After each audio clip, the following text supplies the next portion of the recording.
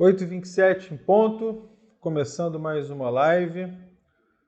Lembrando vocês, disponível no Instagram, Facebook e YouTube.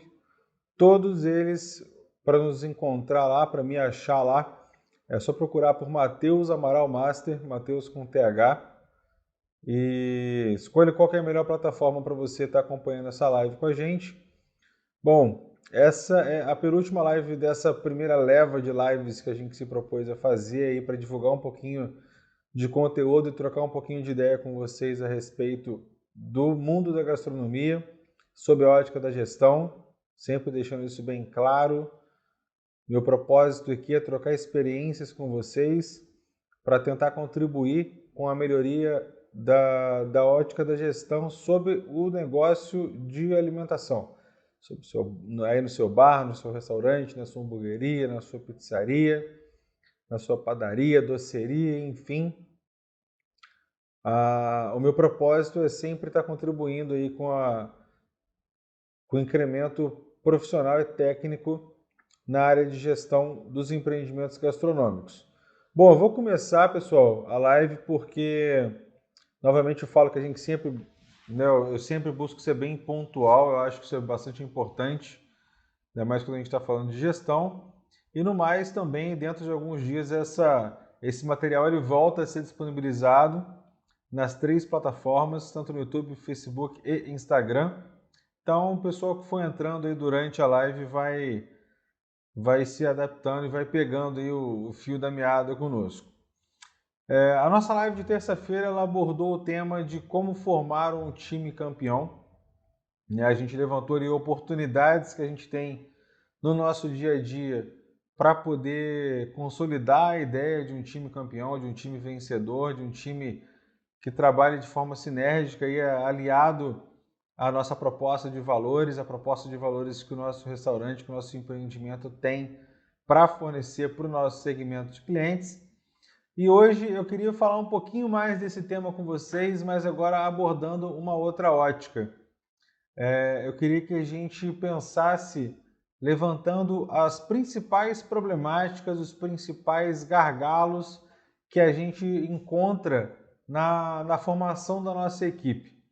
Na live de terça-feira a gente viu oportunidades que a gente tem no nosso dia a dia, que estão ali sob a nossa gestão, e a ideia agora é a gente começar a esmiuçar um pouquinho, a trocar uma ideia a respeito de cenários que já não estão intimamente ligados ao nosso controle, que já são algumas situações de mercado, ou parecem ser, mas eu vou mostrar para vocês que alguns desses pontos eles estão sim sob nossa gestão até determinado nível e que a gente tem sim, vai desenvolver habilidade, né, mas a gente tem sim ferramentas para poder melhorar esse processo e, enfim, chegar no nosso time campeão, aí, no nosso time vencedor, que vai trabalhar em prol dos nossos valores.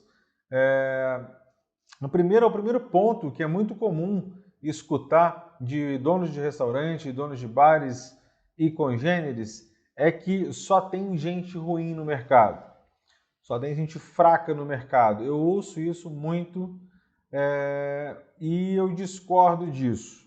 Por que eu discordo disso? Eu discordo disso em partes porque, embora a gastronomia, isso, o lado romântico dela, tá, pessoal?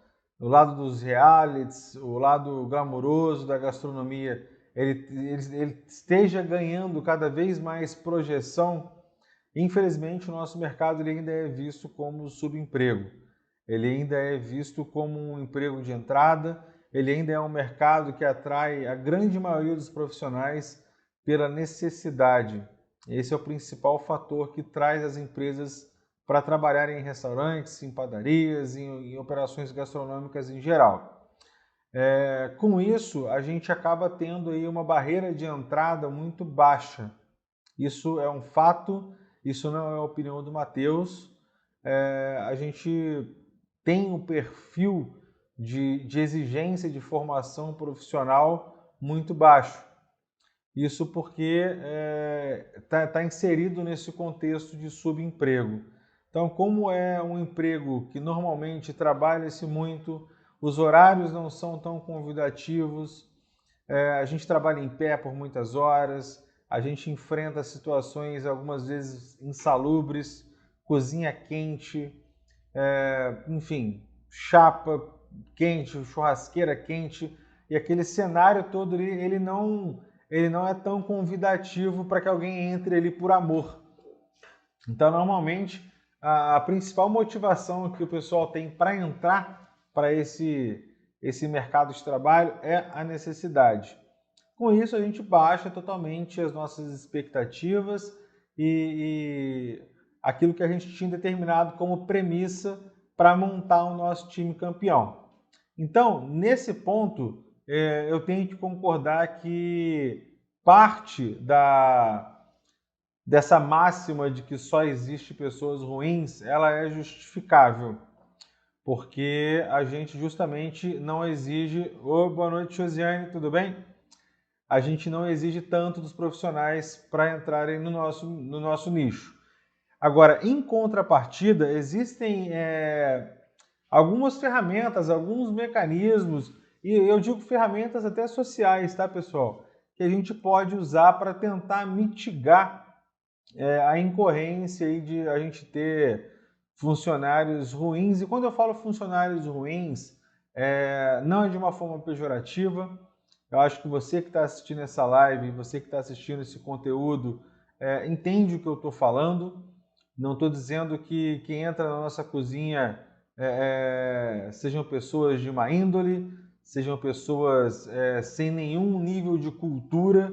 Não é isso, mas a gente acaba esbarrando muitas das vezes na ausência de algumas características de um perfil profissional que a gente gostaria de ter. Então, como que a gente pode mitigar isso? Como que a gente pode diminuir o tamanho desse problema? Uma ferramenta, né, de relacionamento que eu usei aqui no restaurante no qual eu sou sócio e que deu muito certo foi o networking. Eu tenho certeza que você conhece outros donos de estabelecimentos que atuam no ramo de alimentação. Você conhece, de repente, alguma escola na sua cidade ou na cidade vizinha que forma profissionais para esse mercado. E foi uma linha que eu segui quando eu montei inicialmente aqui, tanto a equipe inicial do meu restaurante, quanto sempre que eu tenho que, porventura, fazer alguma troca de colaborador, independente da razão que seja. Embora o turnover ele seja péssimo para ambos os lados, é inegável que ele acontece, é inegável que ele é um problema crônico no nosso segmento. Então, eu mitiguei, eu diminuí a incidência dessas contratações que acabam não dando certo através do networking. Então, hoje a minha equipe, por exemplo, ela é composta basicamente metade da minha equipe, ela é indicação ou de colaboradores meus ou de algum outro par, algum outro amigo que é dono de um restaurante ou dono de um estabelecimento e teve contato com algum profissional que ele classificou como bom. Então, se você tem uma pessoa da sua confiança que atua ativamente no mercado, que comanda uma operação gastronômica e que te passa a indicação de um colaborador, isso é muito valioso, porque você já tem um filtro feito ali antes daquele currículo chegar na sua mão. Realmente, quando a gente divulga vaga de emprego, a gente tem um reforço muito claro disso que eu falei com vocês a respeito de ser um mercado de baixa barreira de entrada e que atrai muita gente por necessidade.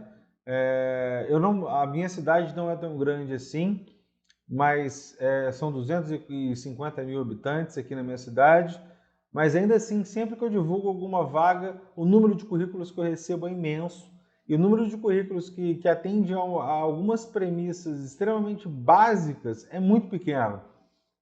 Então, quando a gente tem esse advento aí de ter um bom relacionamento com outros empresários do ramo, ou com essas escolas que eu exemplifiquei de gastronomia da sua cidade, você já quebra um filtro, porque os seus parceiros de negócio vão te indicar alguém que tem alguma validação profissional. Então você já vai eliminar, por exemplo, ali algo que é bem grave, que seria uma pessoa com um perfil que tem algum desvio de caráter ou algum problema sério relacionado à conduta. E quando você vai para a ótica dessas parcerias com escolas de gastronomia, você não tem esse benefício que o seu networking te dá, mas em contrapartida você tem ali a garantia de que você vai estar recebendo alguém que tem alguma formação técnica.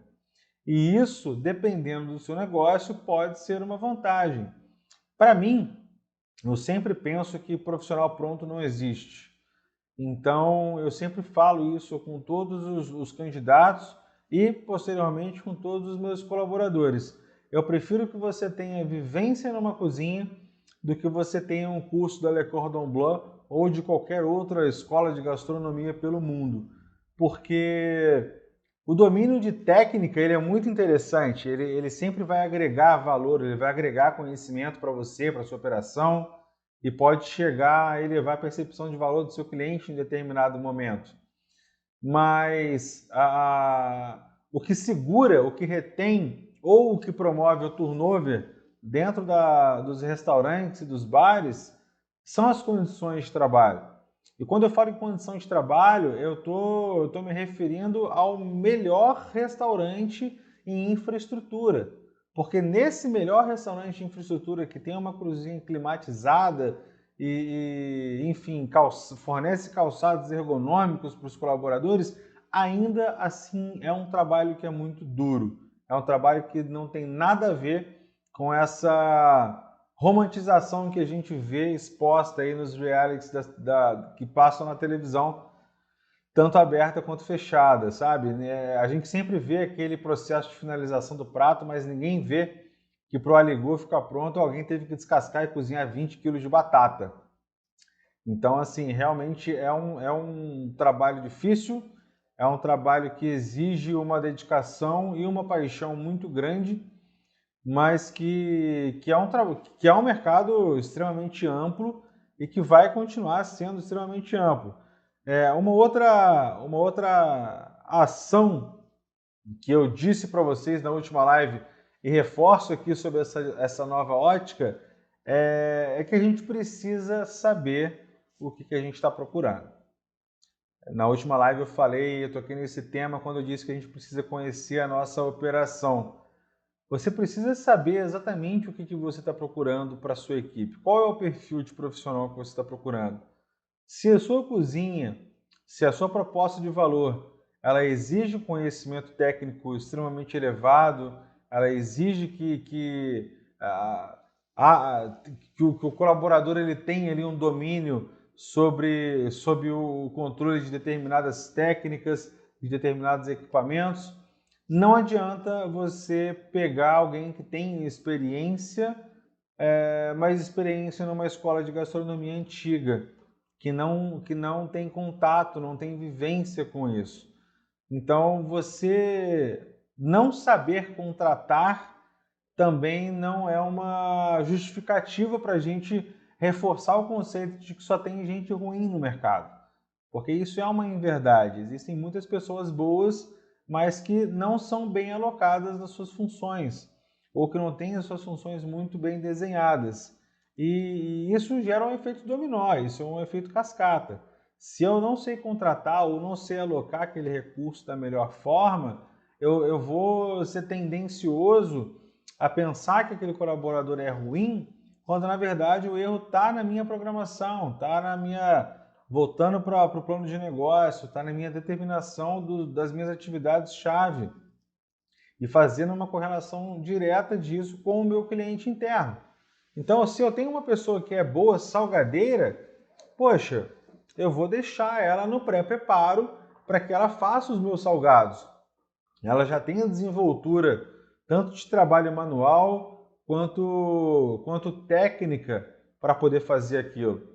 Se eu pego uma pessoa nova, uma pessoa que nunca teve contato com esse tipo de preparo e coloco ela para fazer ali, eu não tenho condição, eu não tenho base para poder falar que aquele profissional é ruim. Uma outra objeção aí que a gente escuta bastante, aí a gente já vai falar mais do turnover, é que, poxa, aqui no restaurante não para ninguém. Aqui no restaurante eu sempre tenho que estar trocando funcionário porque não para ninguém. E, bom, beleza, se isso é um fato, a gente tem que parar, tirar uma foto desse cenário e voltar um pouco o nosso olhar para dentro do nosso restaurante para entender o porquê que isso está acontecendo. Por que existe esse turnover? Por que tantas pessoas saem? Por que o tempo de permanência dos meus colaboradores é tão curto? A gente vive num país que, ainda mais agora, nesse cenário que a gente está vivendo, as pessoas elas não estão escolhendo tanto o trabalho, porque a gente está vivendo uma crise, a gente está vivendo uma recessão, uma crise não só sanitária, mas uma recessão econômica muito forte. Então, se mesmo diante de um cenário desse, eu tenho colaboradores pedindo para sair da minha empresa, eu tenho que olhar para dentro para tentar entender o porquê. E aí eu vou tocar novamente, eu vou falar disso, acho que para o resto da vida com vocês, que é a respeito de ter processos bem definidos. Ter processos bem definidos não te garante um profissional bom, mas te garante estrutura para que esse profissional se desenvolva. Lembra que não existe profissional pronto.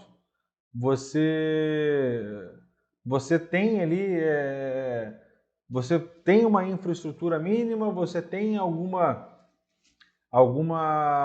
condição de abrigar aquele colaborador, mas você não tem processos bem definidos para que ele seja capacitado, para que ele se capacite para se desenvolver como um profissional bom para o seu negócio. E aí não tem como a gente... toda relação de empregador e empregado ela é uma troca. E não é uma troca só financeira. Existem profissionais que vão entrar na sua empresa e que tenham ali como único objetivo o salário, o ganho, o sustento dele. Sim, existe e não são poucos e é uma realidade com a qual a gente tem que lidar. A gente não vai mudar isso num horizonte de tempo tão curto, nem tão longo, penso eu, porque a gente já está abrangendo toda uma estrutura social do país, enfim, que cria esse cenário de necessidade de subemprego, de necessidade de trabalhar com qualquer coisa sem reclamar para gerar sustento para casa. Mas existe também uma outra parcela que tem sido crescente de profissionais que querem de fato se especializarem na gastronomia. E para essas pessoas, a gente tem que entender o que é gerar valor. Vamos voltar no conceito de qual é o porquê existe uma empresa. A primeira premissa, né, o primeiro motivo para que exista uma empresa é gerar valor para o seu cliente interno. E o que é gerar valor para o seu cliente interno? É dar retorno, dar lucratividade para os seus sócios e a satisfação dos seus colaboradores.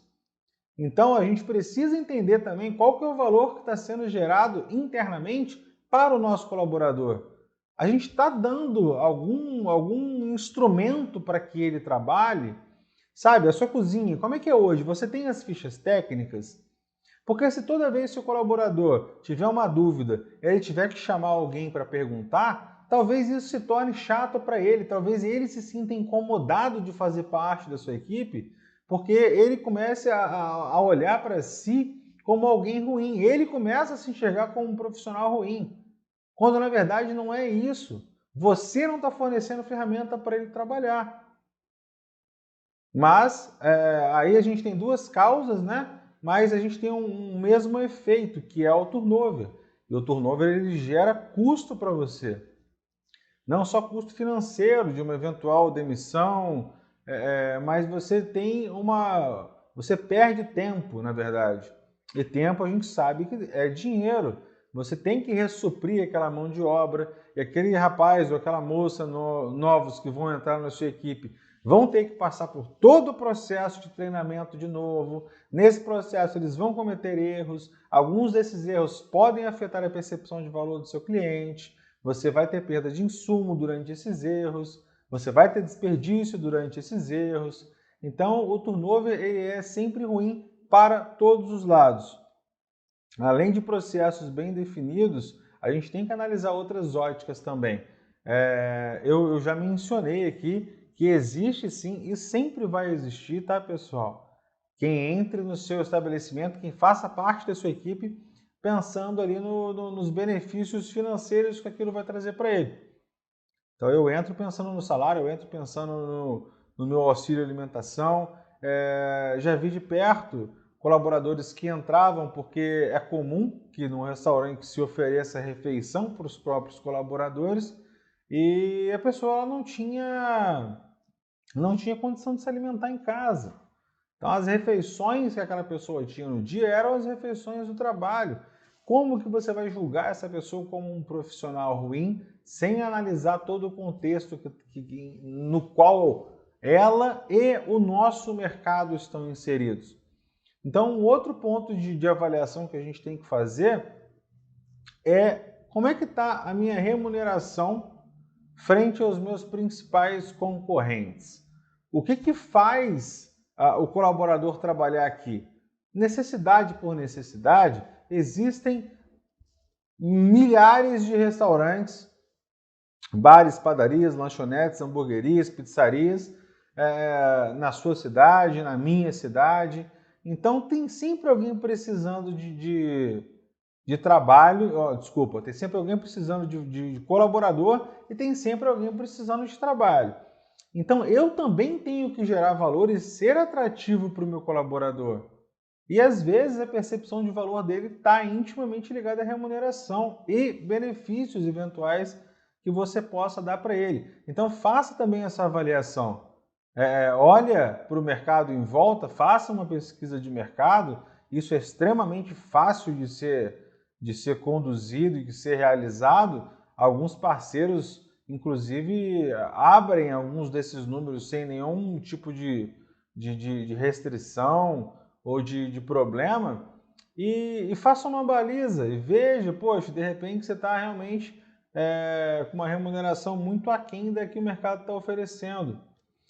Um outro fator que é muito importante, que não deve ser negligenciado de forma alguma, estrutura. Eu já falei disso num outro material que a gente divulgou, mas eu vou voltar a falar agora. Estrutura. E aqui eu não estou falando da parte procedimental, da parte de consulta, das fichas técnicas. Eu estou falando de infra mesmo. Como é que eu vou julgar que um colaborador é ruim?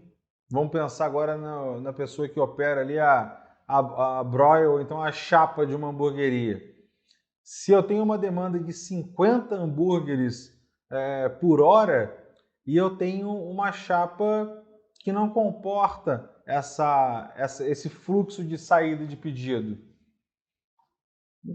como que eu vou falar que essa pessoa é incompetente? Como que eu vou falar que ela não é preparada? Como que eu vou falar que ela é ruim? Não tem como. Eu preciso olhar para dentro, entender que eu tenho uma estrutura mínima para o desempenho das minhas atividades-chave e a partir daí eu consigo criar parâmetros para poder avaliar se de fato aquele colaborador está performando bem ou não. Mas a partir do momento que eu não ofereço para ele uma infraestrutura básica, mínima, para o desempenho da função dele, eu tenho aí um outro gatilho extremamente forte para que ele se desinteresse por trabalhar para mim. E novamente eu falo, turnover é ruim para os dois lados. Então é um outro exercício de autoavaliação que a gente tem que fazer para entender até que ponto a gente tem que melhorar para poder ser encantador para esse cliente interno também. Uma dica que eu dou para vocês também é não incorrer no risco, no erro, perdão, de dizer que ninguém que eu contrato sabe trabalhar direito. Aqui no restaurante, quando eu abri, isso pouco mais de um ano atrás, né, quando a gente começou, um ano e meio atrás mais ou menos, a gente começou o processo seletivo. Eu tinha algo muito bem determinado, eu tinha um ideal muito bem determinado que na minha mente, que eu queria ter uma equipe jovem. Há pouco tempo, há uns 2 anos, abri uma escola de gastronomia na minha cidade e eu decidi que eu ia pegar pelo menos ali 70%, 80% da minha cozinha de alunos em formação ou recém-formados dessa escola. Qual que foi o cenário que eu me deparei quando eu fiz isso? Eu montei uma equipe com uma média de idade extremamente baixa. Extremamente baixa mesmo. A média de idade da minha equipe inicial era de 26 anos. O que isso trouxe para mim? Né? Qual que era a minha ideia? Poxa, dar oportunidade, porque eu não tive a oportunidade, a minha oportunidade eu criei. Essa é uma história que eu posso contar para vocês numa outra oportunidade, mas enfim, eu chutei a minha vida toda para o alto e criei a minha própria oportunidade para entrar nesse mercado. Então, poxa, eu queria dar oportunidade para quem é novo e está interessado. Então eu pensei justamente naquilo que eu falei no início da live. Olha, eu vou pegar pessoas que não tenham tanta vivência, mas que são pessoas que têm ali alguma base teórica, porque elas estão estudando gastronomia, aí independente do curso, se é técnico, se é uma graduação, elas estão inseridas nesse contexto técnico. E o que aconteceu é que não funcionou na minha operação. Não funcionou na minha operação porque quando eu comecei a minha operação, antes de iniciar, na verdade, eu ainda nutria aquela visão muito romântica do negócio. Eu ainda não via com tanta clareza o meu restaurante como um negócio que precisa de estratégias em todos os polos, todas as áreas do restaurante para que dê certo, para que dê lucratividade, para que o negócio realmente se torne um restaurante independente e me dê o resultado que eu preciso. Não funcionou para mim porque eu não consegui enxergar no primeiro momento o que eu já falei para vocês aqui. Para mim, hoje, é muito mais valioso um profissional que tenha vivência em cozinha industrial, em cozinha de produção, do que um profissional que tenha técnicas muito elaboradas. O meu cardápio ele já está montado, o meu cardápio ele já está consolidado, já passamos de 1 ano de operação. Então, embora tenham ocorrido alguns ajustes, o meu cardápio ele já está ali. Então eu não preciso que alguém invente um prato novo. Eu sou o chefe executivo da casa. Eu preciso de pessoas que sejam exímias executoras, que tenham uma capacidade de interpretação sensacional das fichas técnicas, que entendam o que é um pedido de uma ordem de produção, que saibam a importância do controle de estoque. E eu descobri com o tempo que isso era mais comum para mim, para minha realidade, em profissionais mais velhos. Hoje a média de idade da minha cozinha já beira os 40 anos. Então eu saí de 26 para 40 anos de média. E aí eu já pego um outro perfil de profissional. Um profissional que já está trabalhando no ramo há 10, 12 anos. E isso é extremamente comum. A gente que trabalha no ramo, a gente que tem as nossas equipes, ou conhece, ou somos a equipe, é extremamente comum que na faixa dos 40 anos de idade, essa pessoa ela tem um currículo pregresso de ter trabalhado em 8, 9 restaurantes. Então ela veio cheia de experiências. Então ela pode não saber fazer um bife bourguignon ao pé da letra como deve ser feito de acordo com a culinária francesa. Mas, meu amigo, o rapaz que fez a Le Cordon Bleu não vai saber fritar batata e pastel na velocidade e na perfeição que essa pessoa vai. E aí eu volto no segundo tópico, perdão, da live. Você precisa saber o que você precisa como perfil de profissional. Se você serve aperitivos, se aperitivos são o seu prato, o seu forte, você não precisa de alguém que tenha conhecimento técnico em culinária francesa. Você precisa de alguém que tenha agilidade e saiba operar bem fritadeiras. Saiba fazer uma boa filtragem de óleo, saiba que para colocar algo empanado para fritar, ela tem que tirar a gaiola da fritadeira para que não caia farinha ali dentro e queime e diminua a temperatura de fulgor do seu óleo e faça com que o seu óleo tenha uma vida útil mais baixa, porque a troca de cada carga de óleo de uma fritadeira hoje é no mínimo R$160, R$170. Essa pessoa tem essa expertise. A pessoa que tem conhecimento técnico, que é nova, não tem experiência, ela não vai ter. Então, é primordial que a gente tenha isso muito bem definido e continuando a ser repetitivo, treinamento, capacitação, ficha técnica e checklist. Eu preciso dispor dessas ferramentas para que os meus colaboradores consigam se desenvolver. Eu preciso dispor dessas ferramentas para que ele consiga enxergar valor em trabalhar para mim, além da troca financeira, porque isso é muito pouco. Pensar no colaborador que está comigo pelo salário é a mesma coisa que eu tentar conquistar o cliente pelo preço. O cliente que ele vem até mim pelo preço, ele vai embora pelo mesmo motivo. Isso não gera um elo, ele não sedimenta um elo entre você e o seu colaborador forte. Assim como o preço não gera uma fidelidade no seu cliente, porque se ele busca preço, ele não busca os valores que você tem ali para oferecer. Ele não se importa com a sua proposta de valor, se ele veio só pelo preço. Então, investir em procedimentos, no desenvolvimento de procedimento, investir na construção das suas fichas técnicas, dar estrutura para que esse colaborador possa trabalhar. E um último fator que não é menos importante. Gente, tempo.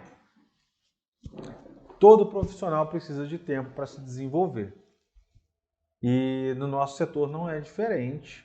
Com você não foi diferente, você precisou de tempo para ter o conhecimento que você tem hoje. Eu precisei de tempo e muitos erros para ter o conhecimento que eu tenho hoje e que me coloca numa condição de conseguir estar aqui dividindo um pouquinho disso com vocês. Então, sempre que você for fazer uma contratação, leva isso em consideração. É necessário tempo para que o profissional ele se molde aos padrões da sua casa. Por mais que ele tenha experiências pregressas, por mais que ele seja um exímio fritador, por mais que ele seja um exímio churrasqueiro, existem particularidades no seu cardápio que estão alinhadas com a sua proposta de valor para o seu cliente e que ele precisa de tempo para aprender. Então, não queira contratar profissionais prontos, porque esse é um luxo que poucos de nós temos. Eu, particularmente, ainda não tive. Já contratei profissionais que cumpriram 90% do que eu precisava que ele cumprisse, assim, em 2, 3 dias de trabalho. Mas ainda faltavam 10. E esses 10 demandam tempo. E, às vezes, esses 10 são demorados, porque esses 10 eu não estou ensinando para uma pessoa como é que faz.